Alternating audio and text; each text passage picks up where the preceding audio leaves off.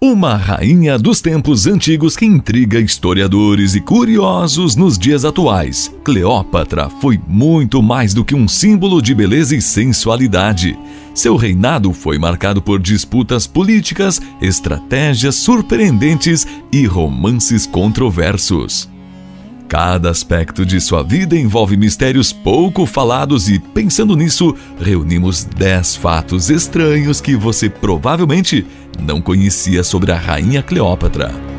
Antes de revelarmos tudo, já se inscreva no canal e deixe seu like.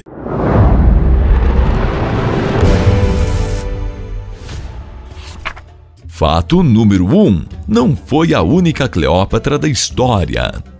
Ainda que apenas uma Cleópatra seja alvo do interesse dos curiosos dos tempos modernos, sabe-se que, na verdade, esta rainha foi a 7ª mulher de sua dinastia a receber este nome. A rainha Cleópatra era chamada de Cleópatra VII Philopator, e seu segundo nome tinha origem no grego antigo, significando glória de seu pai. Fato número 2. Evitou que seus irmãos reinassem. No Antigo Egito era comum que os descendentes do faraó reinassem em conjunto após sua morte. O pai de Cleópatra, Ptolomeu XII, ordenou em seu testamento que a jovem rainha se casasse com seu irmão de apenas 11 anos, Ptolomeu XIII, e que ambos liderassem o Império Ptolomaico. Entretanto, Cleópatra não suportava essa ideia, e após o casamento real, iniciou-se uma enorme rixa entre os dois irmãos. Seu irmão e marido Ptolomeu XIII expulsou Cleópatra do Egito após esta ter tentado tomar o trono apenas para si, fato que viria a gerar uma verdadeira guerra civil entre os dois irmãos. Cleópatra, determinada a ter o trono apenas para si, formou uma aliança com Júlio César, iniciando a grande Batalha do Rio Nilo, no qual seu irmão Ptolomeu XIII se afogou devido ao peso de sua armadura. Ao final desta guerra, Cleópatra se casou-se com seu irmão Ptolomeu XIV, mas acredita-se que ela mesma tenha o assassinado na tentativa de tornar seu filho seu co-governante. Além disso, há registros que, em 41 a.C., Cleópatra também chegou a planejar, junto ao seu novo amante Marco Antônio, a execução de sua irmã Arsínoe. Fato número 3. Não era completamente egípcia. Apesar de ter nascido na cidade de Alexandria e ter estabelecido seu reinado no Egito, há evidências de que Cleópatra teria origem grega, sendo descendente de Ptolomeu I, um general da Macedônia, cidade da Grécia governada por Alexandre o Grande. Após a morte deste rei em 323 d.C., Ptolomeu reinou por muitos anos no Egito, onde estabeleceu um império próspero e duradouro. Mesmo não tendo sido 100% egípcia, Cleópatra abraçou muitas das antigas tradições de seu país, sendo o primeiro membro da dinastia ptolomaica a aprender o idioma egípcio. Apesar disso, é provável que Cleópatra tenha sido descendente de alguns outros povos, já que, durante o reinado de Ptolomeu, havia um grande fluxo de estrangeiros que acabaram estabelecendo residência no Egito. De qualquer forma, é possível afirmar que Cleópatra teve muito contato com a cultura grega durante sua infância, sendo uma grande apreciadora das manifestações artísticas deste povo. Fato número 4. Era conhecida por suas entradas dramáticas. Por ser tão admirada, Cleópatra acreditava ser uma verdadeira deusa viva e costumava fazer grandes entradas, coberta de artefatos luxuosos em suas aparições públicas para atrair aliados em potencial. Sua atitude perante a chegada do ditador Júlio César a Alexandria em 48 a.C., enquanto a própria rainha disputava o trono com seu irmão Ptolomeu XIII, é um exemplo famoso de seu talento para encenações. Sabendo que o exército de Ptolomeu não teria sucesso em enfrentar o general romano, Cleópatra se enrolou em um tapete e conduziu o ditador até seu quarto particular, já que estava estrategicamente preparado com luxuosos incensos aromáticos. Após isso, a rainha revelou suas verdadeiras vestes e César ficou maravilhado ao ver a jovem rainha em trajes reais. Assim, os dois rapidamente iniciaram seu envolvimento amoroso e político. Fato de número 5. Tinha uma estranha rotina de beleza. Conhecida por sua extrema vaidade, Cleópatra não suportava a ideia de envelhecer e utilizava diversas técnicas para rejuvenescer sua pele. Há registros de que sua rotina de beleza favorita era banhar-se frequentemente em uma tina de leite de burra. Apesar de estranha, é provável que esta técnica tenha sido eficiente, já que estudos mostram que o leite contém aminoácidos que favorecem a hidratação e a firmeza da pele. Além disso, a rainha também incluía em sua rotina substâncias como o sal do Mar Morto e até mesmo o mel. Mesmo com sua incansável rotina de governante, Cleópatra tinha um hobby muito específico: a fabricação de perfumes. Tendo estudado alquimia e a ciência das fragrâncias, há registros de que a rainha produzia seus próprios perfumes, não apenas com a finalidade de cheirar bem, mas de se tornar atraente e poderosa perante outras pessoas. Achados arqueológicos mostraram que Cleópatra pode ter desenvolvido uma fragrância única para seu uso pessoal, com componentes como cardâmomo, óleo de oliva e canela. Arqueólogos conseguiram encontrar as ruínas de sua fábrica pessoal de perfumes, que ficava próxima ao Mar Morto e também funcionava como uma espécie de spa para o deleite e distração de Cleópatra. Fato de número 6. Vivia em Roma no período em que Júlio César foi assassinado. O fato de Cleópatra ter passado a viver em Roma com Júlio César no ano de 46 a.C. parece ter causado diversas intrigas entre a nobreza romana. César não escondeu de ninguém o fato de que ela era sua amante, tendo recebido a rainha e o seu filho Cesarião com diversas honras e muito luxo.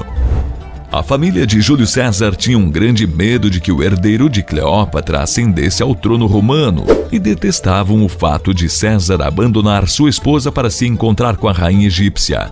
Para piorar, o ditador ordenou a construção de uma estátua de Cleópatra no interior do templo de Vênus, escandalizando ainda mais a população. A rainha egípcia foi obrigada a fugir de Roma após César ter sido assassinado no Senado romano no ano de 44 a.C. Mas ela já havia deixado sua marca na cidade.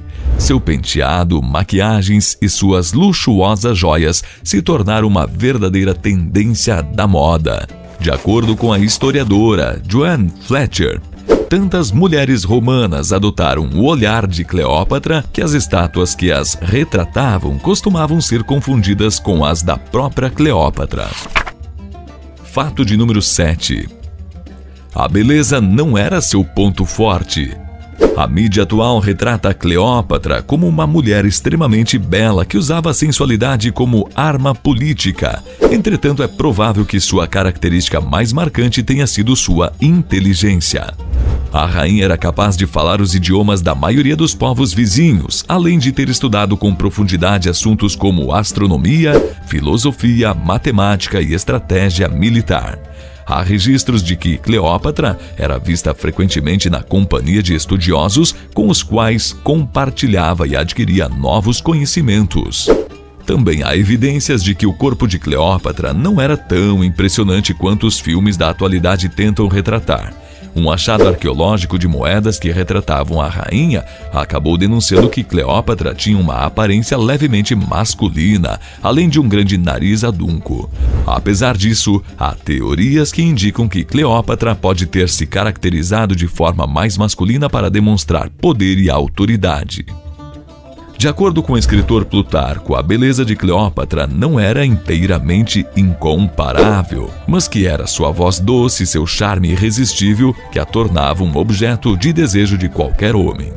Além disso, Cleópatra era verdadeiramente adorada por ter adotado uma postura patriótica em relação ao Egito, ainda que não fosse descendente de nenhum faraó verdadeiramente egípcio. Essa atitude permitiu que a rainha fosse apoiada e venerada pelos habitantes do local, que depositavam uma enorme confiança em suas decisões políticas. Fato de número 8. criou um clube de apreciadores de bebidas. Cleópatra começou seu lendário caso de amor com o cônsul romano Marco Antônio no ano de 41 a.C., mas o relacionamento dos dois governantes era uma estratégia política formulada por Cleópatra, que conseguiria manter Roma fora do Egito e mesmo assim ter acesso a todos os recursos da cidade europeia. Entretanto, este casal parecia apreciar verdadeiramente a companhia um do outro. Há registros de que os dois viviam uma vida regada a banquetes luxuosos no Egito e chegaram a fundar uma sociedade de apreciadores de bebidas alcoólicas conhecida como Fígados Inigualáveis, sob o pretexto de adorar a Dionísio, o deus do vinho e das festas. O grupo promovia noites de banquetes e bebedeiras e seus membros também chegaram a criar divertidas competições que entretinham não apenas Cleópatra e Marco Antônio, mas também muitos membros da nobreza.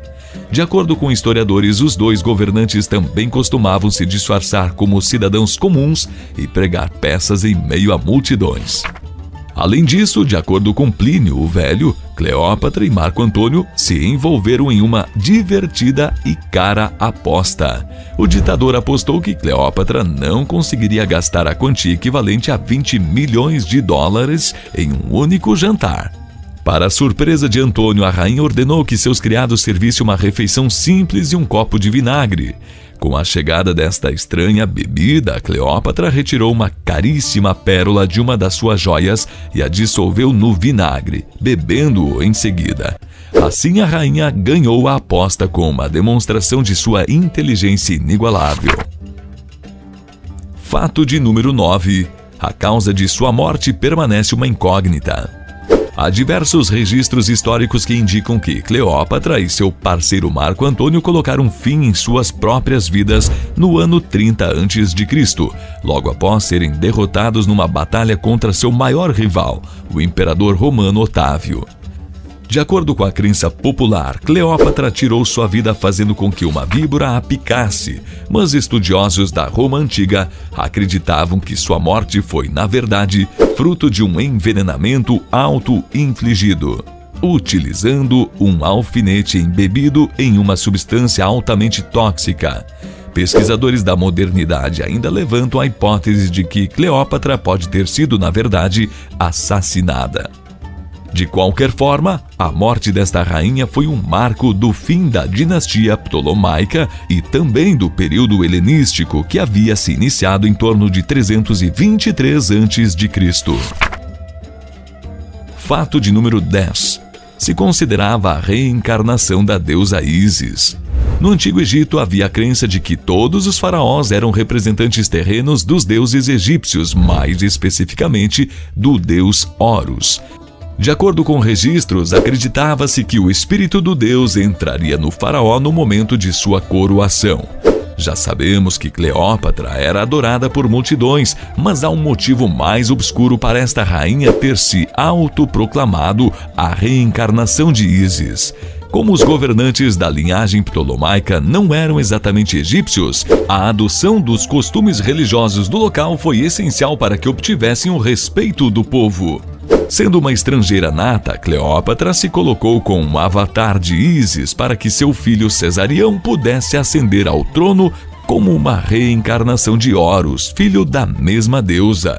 Curiosamente, seu amado Marco Antônio tentou colaborar para que tal estratégia funcionasse, declarando publicamente ser a reencarnação do deus Osíris, consorte de Ísis.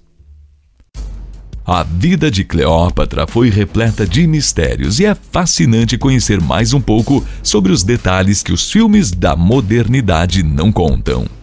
Qual fato sobre ela mais te surpreendeu? Nos conte nos comentários. E não saia desse vídeo sem deixar seu like. Ajuda muito o canal a chegar para muitas pessoas.